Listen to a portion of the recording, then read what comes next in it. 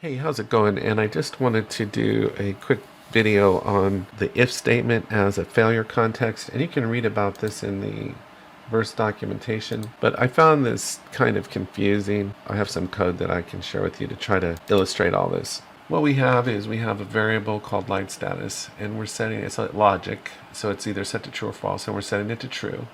And then we come to on begin play. And then here, this is simply just a query. It's not going to do anything. It doesn't stop the program flow. So it's an if statement, but it doesn't stop anything. It doesn't really do anything. It just asks, is it true or false? And it says, yeah, it's true. Okay, well, whatever. And then it just keeps going. So then it's going to print the status is true. It's going to fall asleep for 8 seconds. Then it's going to set the status to false. And then it's going to check. It's going to call here to this function over here that I call the status checker.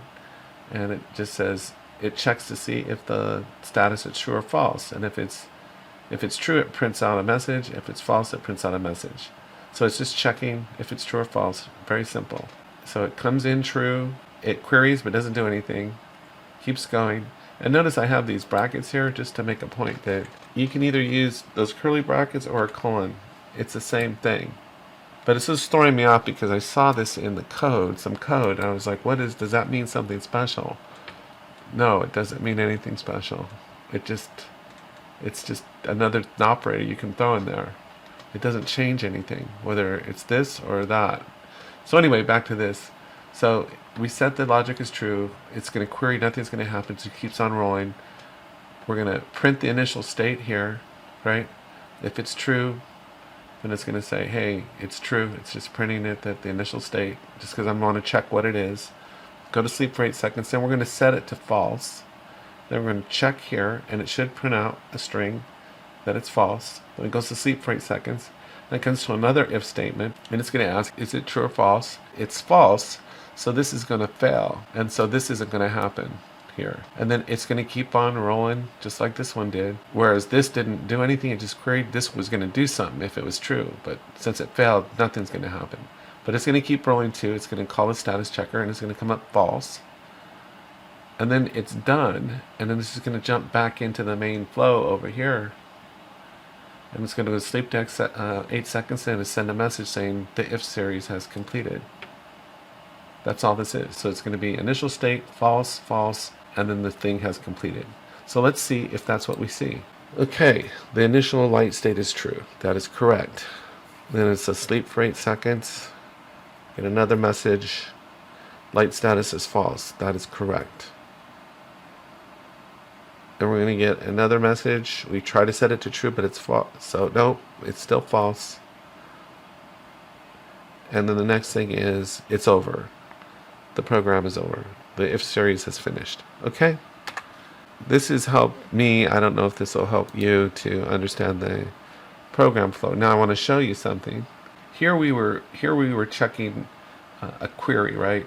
Because this is what they call this. If we come down here, it says the failable expression expects an expression that can fail in the if condition clause. So this if statement is looking for something to either succeed or fail, right? So if I got rid of this and just told it set the value to true, it's not going to do anything. And I'm going to get this error, expected an expression that can fail in the if condition clause, right? I have to put in something that either is going to come back yay or nay. It's not going to just accept. Nothing telling it to do something. It has to be something that can return a value either true or false. It can't just tell it to do something. So here it accepts this because it can fail. But this, just telling it to set the value, isn't good enough. The other thing I was going to show you was there's a handy operator called not, which reverses the effect. So if I just type in not not, what that does, if something comes in true, it turns it to false. And if it comes in false, it sets it to true. So it's going to come in false, but not will turn it to true. So now what will happen with that not operator is we're going to get our initial print string. The initial state is true. Then we're going to set it to false. It's going to come down here. We'll see it print out. It's false. It's going to sleep for 8 seconds. It's going to come in here. It's false, but not's going to reverse it. to true. So now this is true. The rest of this clause will happen. Then it will set it to true. So now what we're going to see is going to come in true, false, true, and then it will end. So let's see if that's what it does. Oh, here we go. So the initial light state is true. Then it should be that it's false because we set it to false. And then our second if statement is going to be true, so we're going to set it to true. The initial light state is true. That's the end of the program flow right there. Yeah. So anyway, I hope you found this helpful. It's just trying to understand these little quirky things about the language, and we're just piecing it together one bit at a time. This is actually based on a tutorial that I just did because I saw the use of these brackets. That's what started this whole thing, was those little brackets. Because I was wondering, why is that there? And honestly, I don't know why they were there.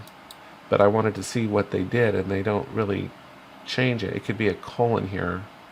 But I think maybe it highlights that you could use this as a marker in your code, that maybe where you're wanting the if statement to change something or do something in addition to just check and proceed as true or false, instead of just checking whether something is true or false. Maybe you could use this as a marker that you're actually doing something as well. So anyway, I hope you found this helpful. Take care, and I'll talk to you next time.